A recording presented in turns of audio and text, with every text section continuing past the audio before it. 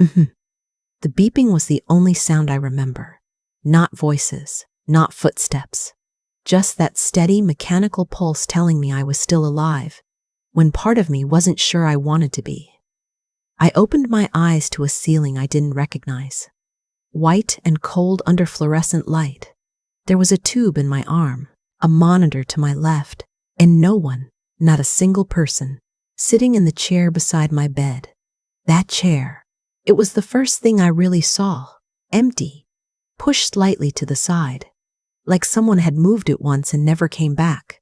My name is Margaret. I'm 63 years old. I live in a 2-bedroom house in Raleigh, North Carolina, with a garden I've tended for 11 years and a cat named Biscuit who sleeps on my feet every night. I worked as a school librarian for 31 years. I am not a dramatic woman. I don't exaggerate. I don't tell stories to make myself look like a victim.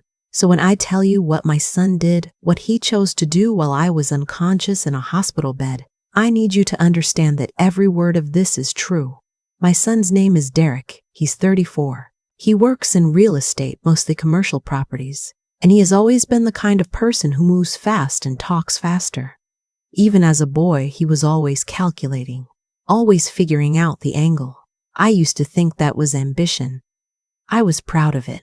I told people, Derek's gonna do something big someday. I wasn't wrong. I just didn't understand what I meant. His wife's name is Renee. They've been married 6 years. She's pleasant enough when she wants to be, good at saying the right things at family dinners, good at smiling, but there was always something behind that smile I could never quite name, like she was keeping score of something I didn't know we were playing. They have one daughter, my granddaughter Lily, who is 4 years old and is the best thing in my life.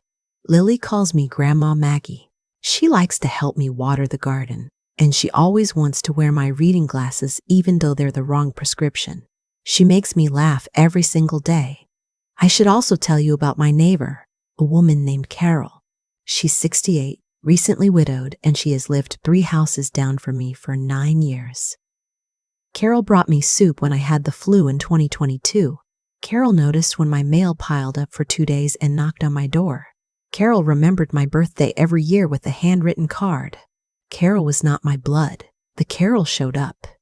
In the spring of last year, Derek came to me with what he called an opportunity. He'd found a property, a small commercial building about 40 minutes outside the city. The price was right, the location was developing, and he was certain that within 3 years it would double in value. He just needed capital. Startup funds, he said. A loan. He asked me for $90,000. I want to pause here and make sure you understand the full weight of that number. $90,000. That was not spare money. That was the money I had spent 3 decades carefully saving. Money I had set aside after selling my mother's house when she passed. Money I had earmarked in a quiet and private way for the end of my life. For medical bills, for care, for the possibility that I might someday need help, that I couldn't provide for myself. I told Derek I needed to think about it. He came back the following weekend. And the weekend after that, he brought Renee once, and she sat at my kitchen table with her hands folded and said, very gently, "We would never let anything happen to you, Margaret, your family." I looked at my son across the table. He looked back at me with those eager eyes, and I thought, he means it. This is my child. He loves me. He would not take from me. I transferred the money in June. There was no contract. There was no repayment schedule. There was a hug and a promise, and Derek saying, "I'll pay you back double, Mom. Just watch." I watched. 3 months later, I started having chest pains. I didn't tell anyone at first. I'm of that generation that was raised to push through, to not make a fuss. I took antacids. I told myself it was stress. I went to bed earlier and drank less coffee and pretended that the tightness in my chest wasn't getting worse. On a Thursday morning in September, I was working in my garden when it happened. I don't remember falling. I remember the smell of the soil. And then I remember the grass against my cheek. And then I remember nothing at all for what turned out to be 3 days. A stroke. That's what the doctors told me later. A significant ischemic stroke that I was extraordinarily lucky to survive. My neighbor Carol had seen me fall through her kitchen window. She had called 911. She had ridden in the ambulance with me because she didn't want me to be alone. My son was called at 10:42 in the morning. The hospital called him 14 times that first day. He did not answer. I want to tell you what Derek was doing when those calls came in. I didn't find out until much later, and when I did, I had to sit down and stay very still for a long time because of what it meant. On the day I had a stroke and fell in my garden, my son was at a closing appointment. He was signing papers on that commercial property. He and Renee had dressed up for it. She told someone later that she bought a new blouse for the occasion. They had lunch afterward at a nice restaurant to celebrate. My son, while I lay in intensive care, took his wife to lunch to celebrate a deal made possible by my money. The hospital called him 14 times that first day, 9 times the second day. He answered on day 3, not because he had a change of heart, but because his colleague happened to mention that hospitals sometimes involved attorneys when next of kin couldn't be reached. He came that afternoon. He walked into my room, and the first thing he did was hug me, tightly, like he'd been worried, and say, "Mom, I'm so sorry. I had the phone on silent for the closing. I feel terrible." I couldn't speak well yet. My left side was weak. I looked at him from the bed, and I nodded because that was all I could do. But I had 3 days of lying there alone to think. 3 days of silence that had taught me something about my son that no conversation ever could have. Carol came every day. She brought my overnight bag. She spoke to the doctors and took notes. She called my cousin Ruth in Virginia and kept her updated. She fed Biscuit and sent me photos so I would know he was okay. On my second evening in the hospital, Carol sat beside my bed and held my hand and said, "You don't have to worry about a single thing outside these walls. I've got it." I cried then. Not from self-pity, from the kind of grief that comes when you realize someone has loved you faithfully for years and you hadn't fully understood what you had. I spent 11 days in the hospital and 18 days after that in a rehabilitation facility. Physical therapy, speech therapy, occupational therapy. Learning to walk steadily again, learning to hold a cup without shaking, working to get the words out clearly when my brain tried to rush ahead of my mouth. Derek visited twice during rehabilitation. Both visits were short. He said he was busy. He said Renee sent her love. He said Lily had a cold and they didn't want to bring her in. Carol visited every other day. On one of Derek's visits, midway through my stay, he sat down and after a few minutes of small talk, he said, carefully, casually, "Hey, about the property loan. Just so you know, the timeline got pushed a little. Probably closer to 5 years now before we see real returns. I just don't want you to stress about it." I looked at him for a long moment. The stroke had slowed my speech, but it had sharpened something else. "I'm not stressed," I said slowly. "I'm paying attention." He laughed like it was a joke. It wasn't. I came home on a Tuesday. Carol had cleaned my house. She bought groceries, real ones, not just basics, including the rosemary crackers I love that I never bother to buy for myself. She put fresh flowers on my kitchen table. Biscuit was fed and brushed and waiting by the door. I stood in my kitchen and I felt, for the first time in months, that I was somewhere I belonged. Derek called that evening to say he was glad I was home. He didn't come by. Over the following weeks, as I regained my strength and my voice, I started paying closer attention to certain things, financial things. Things a 63-year-old woman who's just survived a stroke and spent $90,000 on her son's future has every reason to examine. I called a financial advisor I'd seen years ago. Then I called an estate attorney.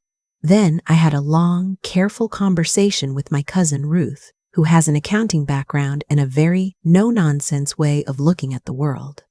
What I learned was this: Derek's property deal had closed, yes. The building was purchased, but the deed was held under a business entity, an LLC, with Renee's name as the managing member, not Derek's. Not a joint arrangement, Renee's. My $90,000 had helped purchase an asset that, legally, I had no claim to, that my son did not fully control, and that had been structured in a way that Ruth, very quietly and very specifically, described as deliberate. I also learned something else. Earlier that year, before he had come to me for the loan, before the chest pains, before any of it, Derek had updated his home insurance policy with a new beneficiary contact listed for correspondence, Renee, sole addressee, and the informal verbal agreement he'd made about repayment, no paper trail, no texts, nothing in writing. My son had borrowed $90,000 from his mother and structured everything so that if I ever asked for it back in court, I would have nothing to stand on. I didn't confront Derek right away. I learned that from the stroke, that the most important moments in life require more patience than you think you have. So I spent 6 weeks being very quiet about what I knew. I went to my appointments. I tended my garden. I had dinner with Carol on Thursdays. I got stronger every day. I also met with the estate attorney 3 more times. I changed my will. I removed Derek as sole beneficiary. I left him a specific amount, enough to show I had not forgotten him, small enough to show I had not forgiven him.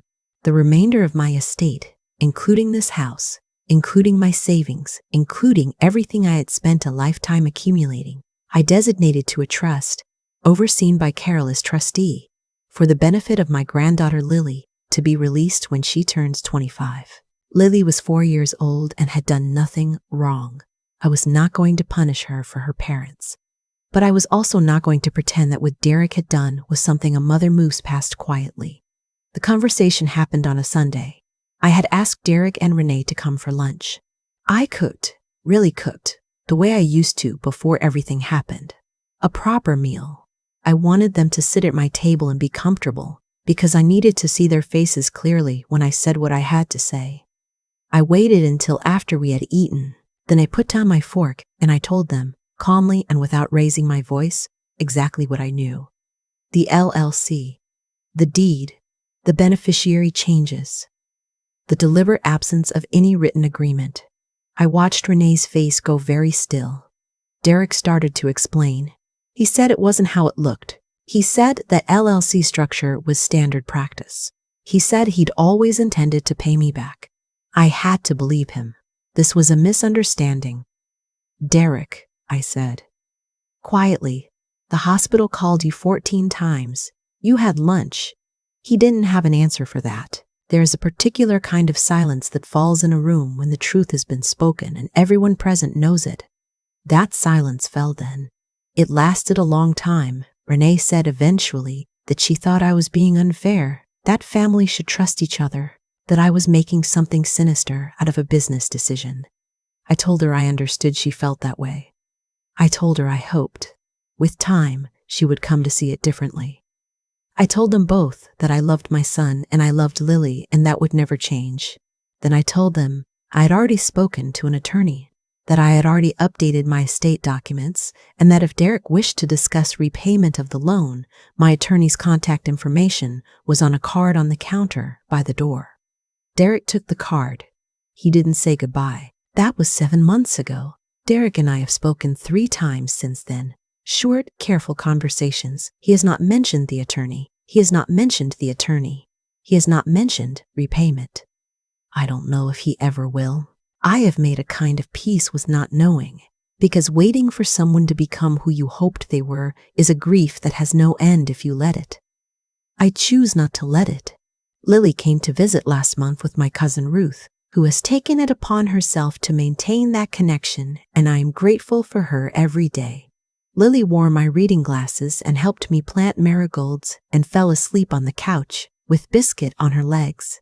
I sat in the chair across from her and I watched her sleep, and I thought whatever has happened, whatever I have lost, this is still here.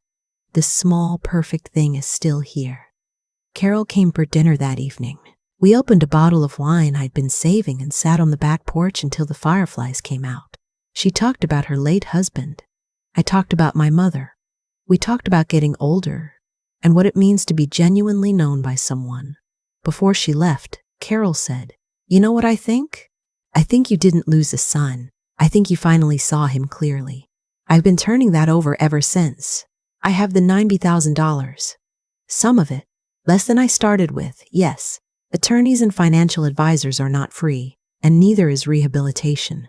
But I have enough to matter.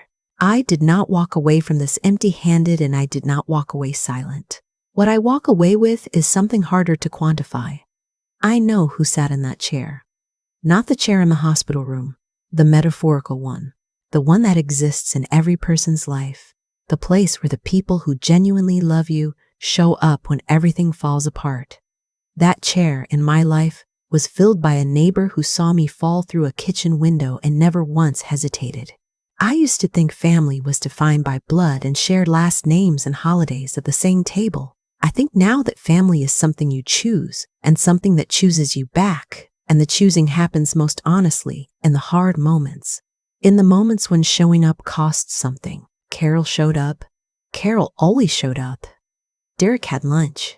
I'm 63 years old, and I am learning, slowly, with some grief and some grace, that the life I want to live from here is one where I spend my energy on the people who would fill that chair, where I stop auditing my expectations and start trusting my observations, where I let go of the version of my son I had been carrying in my head for 34 years and allow myself to see the man who actually stood in front of me. That is not a small thing, but it is a true thing. And if you are sitting somewhere right now, recognizing yourself in the story, if you have a chair in your life that has been empty when it should have been filled, I want you to know something. It is not your fault that someone chose not to show up. It was never your job to make yourself easier to love. You deserve the phone call. You deserve the visit. You deserve someone sitting beside you in that room. And somewhere, I promise you, there is a Carol. Look for her. Let her in. Water her marigolds. That's where the real family is. I used to believe that love was something you could assume. That if you raised a child, fed him, believed in him, handed him $90,000 when he asked, that love would simply be there when you needed it most. Margaret's story taught me that love is not something you inherit by association. It is something you demonstrate, quietly and consistently, in the moments that cost you something. What happened to Margaret did not happen overnight. It was built slowly, decision by decision, compromise by compromise, on her son's part and in some ways on hers too. She wanted so badly to believe in the man she had raised that she overrode what she was already seeing. That is not weakness. That is what happens when intelligence and hope are pulling in opposite directions. But here is what I have come to understand. The truth does not disappear because we choose not to look at it. It waits, and the longer it waits, the louder it becomes. When Margaret lay in that hospital bed for 3 days without a single visit from her son, not one, the truth stopped waiting. It sat down beside her in that empty chair and made itself impossible to ignore. There is a principle at work in stories like this that has nothing to do with luck or fate. It is simpler than that. The choices we make carve the life we end up living.